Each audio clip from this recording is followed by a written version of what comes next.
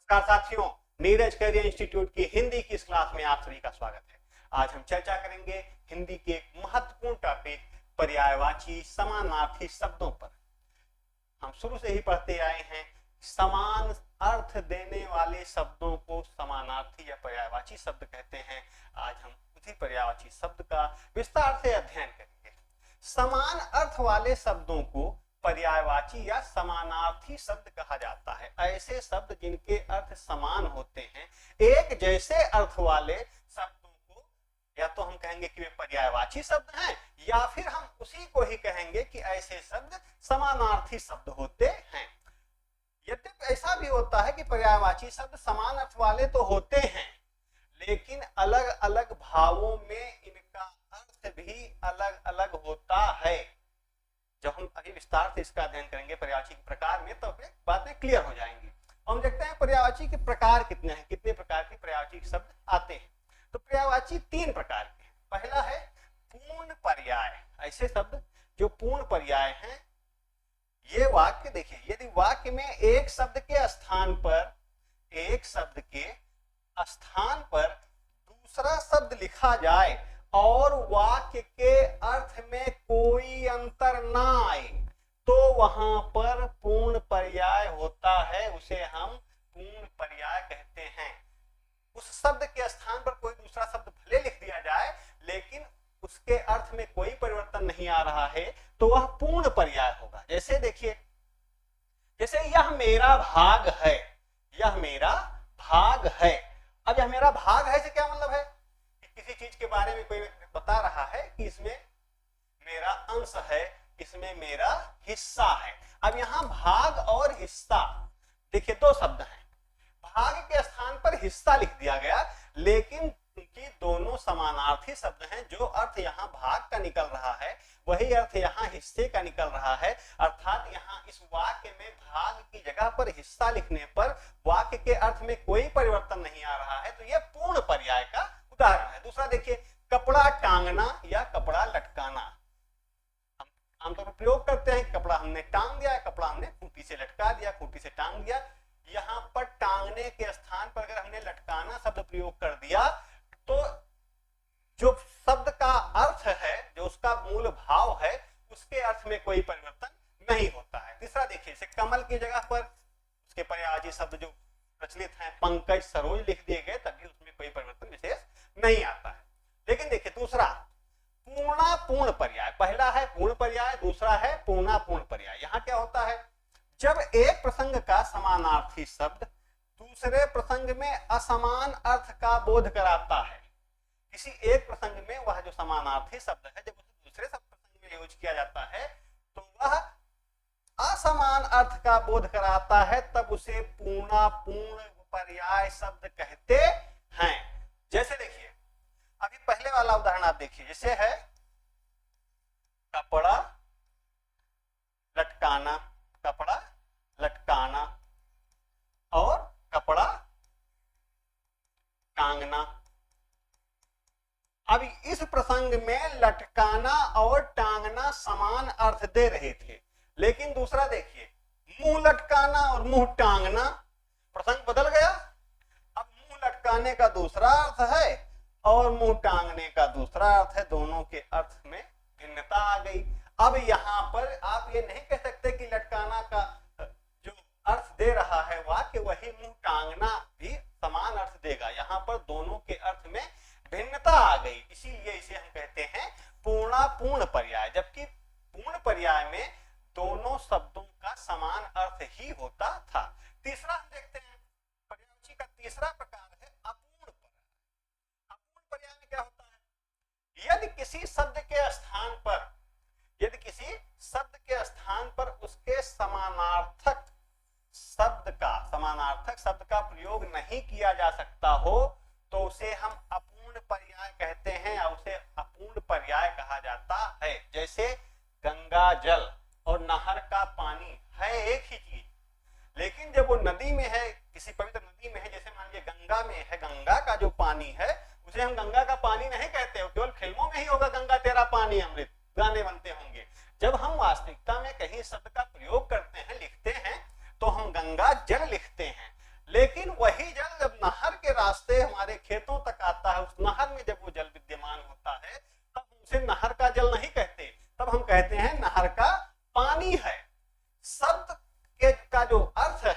एक ही है, लेकिन हम प्रयोग ऐसा नहीं करते हैं कि पानी का प्रयोग हम गंगा के साथ कर दें और नहर के साथ हम जल का प्रयोग कर दें।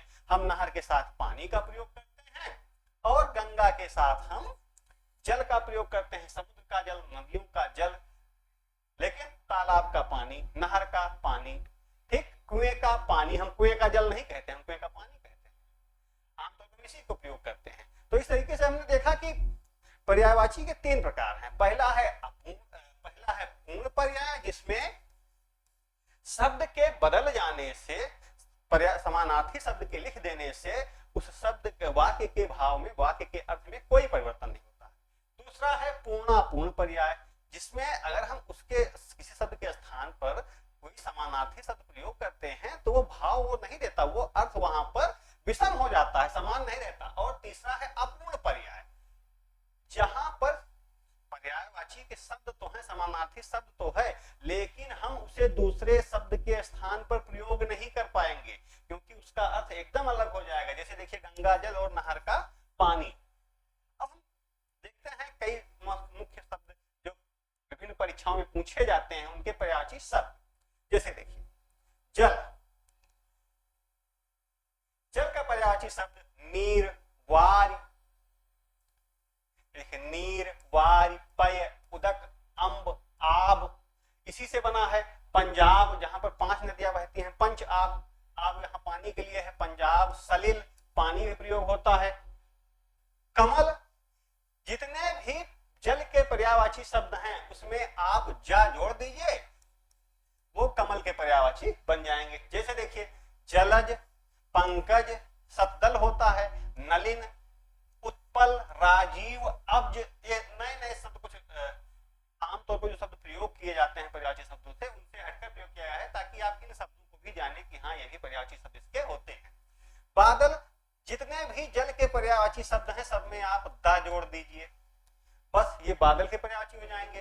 जैसे घन, आप देख लीजिए नीर से नीरद हो गया, वारी से वारिद हो गया, जल से जलद हो गया, बलाहट, वारी, वाह और अब्द होते हैं। अब देखिए यहां भी क्या हुआ है, यहां भी इसका जो शब्द है, अब इसमें क्या किया गया, जा जोड़ दिया गया आब में, तो जब यहां ये बना तो ये हो गया अब्द, ये हो गया अब्द, क्या है कमल, और अब्द क्या है, ये है बादल, प्रयोग कर दिया गया अलग अलग।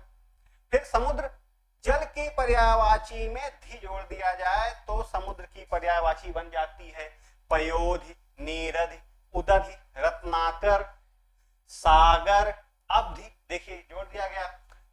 और भी पर्यायवाची होती है, इतने शब्दों को शामिल किया गया है इसमें। आंख का देखिए नेत्र होता है, सब जानते हैं, चक्षु, नयन, दृग, लोचन, चश्म, इसी चश्म से चश्मा बना है, चश्म पर लगाने वाला क्या है, चश्मा, जिसे हम लगाते हैं आंखों की रोशनी जिससे बढ़ती है। नजर और अच्छ, अच्छ का अर्थ भी नेत्र होता है, आंख होता है। गंगा के लिए भागीरथी, भगीरथ के कठिन प्रयास से, उनकी कठिन तपस्या से गंगा जी का धरती पर अवतरण हुआ था, इसीलिए इनका एक नाम भागीरथी है। जन्म ऋषि की कन्या मानी जाती हैं, इनका एक नाम जाह्नवी है, इन्हीं का नाम मंदाकिनी है। देवपगा, भगवान विष्णु के पैर से निकली है माना जाता है, इसलिए इनको देवपगा पगा कहता है। सुरध्वनि भी इनका, सुरध्वनि भी इनको कहा जाता है। फिर देखिए यमुना के लिए कालिंदी, रसखान जी के आप पदों में कालिंदी का उल्लेख बार बार सुनेंगे। रसखान ने कालिंदी शब्द का ही, जब भगवान कृष्ण की वो पद गाते हैं उन्होंने कालिंदी शब्द का ही जिक्र किया है। सूर्यजा, यमुना को सूर्य की पुत्री माना जाता है। यम और यमुना उनके 2 बच्चे, पहली पत्नी से सूर्य के माने जाते हैं, इसीलिए इनको सूर्यजा कहा जाता है। कृष्णा, रवि सुता, देखिए सूर्य की पुत्री के लिए फिर आता है। तरण तनुजा, तरण का अर्थ भी सूर्य होता है, इसलिए इनको तरण तनुजा भी कहा जाता है, तनुजा का पुत्री होता है।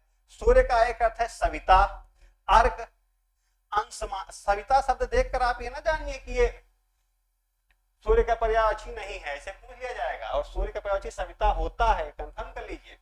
अंशुमाली, मार्तंड, अहरपति, आफताब, आफताब का प्रयोग किया जाता है सूर्य के लिए उर्दू में, देखिए। और चंद्रमा के लिए सुधाकर, शशांक, सुधाकर, सुधा का अर्थ अमृत होता है, इसे सुधाकर कहा जाता है चंद्रमा को। शशांक, निशानाथ, रात का जो पति है, जो उसका नाथ है, निशा का अर्थ रात, और उसका जो देवता है उसे निशानाथ कहता है। हिमांशु जिसको कहते हैं, शशि भी कहते हैं, और इसी को उर्दू में हम महताब कहते हैं। सूर्य को आफताब और चंद्रमा को महताब कहते हैं। फिर देखिए पृथ्वी अचला जो अपनी जगह पर स्थिर है, उसे क्या कहेंगे? अचला। ज्या छित, इसे छित से जहां पर आकाश और सूर्य, आकाश और पृथ्वी एक जगह पर मिलते जहां दिखाई देते हैं, उस स्थान को हम कहते हैं क्या? उस स्थान को हम कहते हैं क्षितिज। यहीं से बना है सब। इला, धात्री, काश्यप, कश्यप ऋषि से जुड़ा हुआ है। वसुमति, ये सब किसके पर्यायवाची हैं? पृथ्वी के पर्यायवाची हैं। सोना का अगर हम पर्यायवाची की बात करें तो सोने की पर्यायवाची है स्वर्ण। अधिकतर जगह क्योंकि संस्कृत का शब्द है स्वर्ण, इसका प्रयोग होता ही है। कनक, सबने यमक अलंकार का उदाहरण वो हमेशा सुना होगा, याद है सबको लगभग लोग। कनक कनकते सौ गुनी मादकता दिखाए, तो यहाँ सोना क्या है? कनक की, कनक क्या है? सोने की पर्यायवाची है। हेम, हाटक, हिरण्य, कंचन, कंचन का प्रयोग भी हम सोने के पर्यायवाची के लिए करते हैं। बाल, जो बाल होते हैं, सिर के जो बाल होते हैं उसके लिए। केश, कुंतल, चिकुर, एक शब्द इसका आता है अलक। रोम, रोए के लिए जो प्रयोग होता है उसके लिए प्रयोग होता है। सिरोरूह, जो सिर पर आरूढ़ है, सिर पर आरूढ़ है, वो क्या है? बाल है, उसका हम यूज करते हैं बाल के लिए, सिरोरूह का। फिर देखिए हाथी, गज, मतंग, तिरद, गयंद, गयंद मोटे हाथी, बहुत बड़े विशाल हाथी के लिए प्रयोग होता है गयंद। दंती, दांत इसका बाहर निकला होता है, आप हाथी के दांत देखते हैं, उसके लिए दंती कहता है। कुंभी भी इसको कहा था, और इसका एक पर्यायवाची होता है वितुंड। यही वितुंड से भगवान गणेश का जो मुंह है वो हाथी का है, और वो जो सूंड है सूंड से होता है, जो उनकी टेढ़ी सूंड है, इसीलिए उनका एक नाम भगवान गणेश का वक्रतुंड है। ये किसकी पर्यायवाची है? भगवान गणेश की। ठीक, जानते रहिए, एक पर्यायवाची से दूसरे शब्द की भी पर्यायवाची आप जान सकते हैं। तोता के लिए सुख, दाडिम प्रिय, रक्ततुंड, इसका जो वो होता है आगे का मुंह जो वाला हिस्सा होता है लाल होता है, इसको रक्ततुंड कहते हैं। इसको कोर, स्वरा इसके लिए प्रयोग किया जाता है एक शब्द, और इसको ग्रामीण अंचल में आमतौर पर इसे सुग्गा कहा जाता है। इसीलिए ये सब जो है तोते का प्रयोग आप देखिए, जो ग्रामीण अंचल है खासकर अवधी और भोजपुरी क्षेत्र में, वहां पर इसका सुग्गा शब्द का प्रयोग आपने बार बार देखा होगा इसके काव्य में। शेर की पर्यायवाची हरि, केसरी, मृगेंद्र, शार्दूल, नाहर, नाहर शब्द बहुत समय परीक्षा में पूछा जा रहा है। केहर भी पूछा जाता है। वनराज सब लोग जान ही जाते हैं, इसलिए वनराज लगभग लगभग नहीं पूछा जाता, लेकिन शेर की पर्यायवाची वनराज है। जंगल का राजा जो है वो क्या है? वो शेर है। ये शेर की पर्यायवाची है, कौन सी? वनराज। शार्दूल शब्द बहुत प्रयोग किया जाता है, भारतीय क्रिकेट टीम में खिलाड़ी भी हैं शार्दुल ठाकुर। केसरी शब्द प्रयोग किया जाता है। मृगेंद्र, हिरण के जो राजा हैं, जो हिरण का शिकार करते हैं, यहाँ शिकार करते हैं, लेकिन उन्हें मृगेंद्र कहा जाता है, शेर की पर्यायवाची है। इस तरीके से हमने देखा कि पर्यायवाची शब्द क्या होते हैं। समान अर्थ वाले शब्दों को समानार्थी या पर्यायवाची शब्द कहते हैं। पर्यायवाची शब्द तीन प्रकार के होते हैं। पहला है पूर्ण पर्याय, जिसमें किसी वाक्य में किसी शब्द के स्थान पर दूसरा शब्द उसका समानार्थी शब्द प्रयोग कर दिया जाए और उसके अर्थ में कोई परिवर्तन ना हो, उसे पर्यायवाची पूर्ण पर्याय कहते हैं। दूसरा है पूर्णापूर्ण पर्याय, जहां पर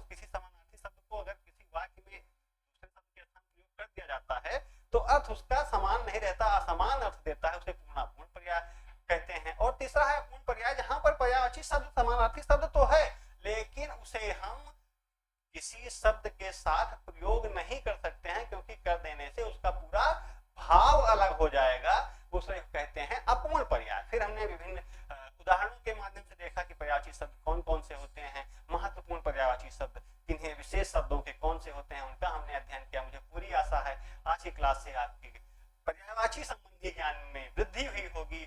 आप हमारी YouTube channel Neeraj Khaire institute को ऐसे ही देखते रहिए, इसे लाइक कीजिए, सब्सक्राइब कीजिए और अपने दोस्तों के साथ शेयर कीजिए। मिलते हैं आप